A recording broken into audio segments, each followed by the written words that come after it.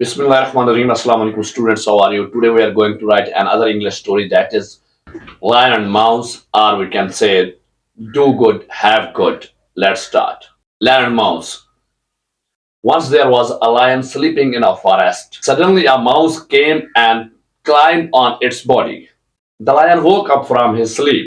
The lion angrily took hold of the tiny mouse. The mouse pleaded with the lion to let him go, saying he would help him in need. The lion laughed at the mouse and let him go. One day a hunter came and spread a net to catch the lion. The lion did not see the net and got stuck in it.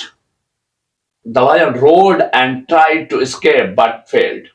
The mouse heard the lion's roars and came there. He started cutting the net with his teeth.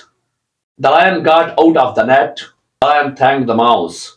The mouse fulfilled his promise and saved the lion's life. Moral: do good, have good.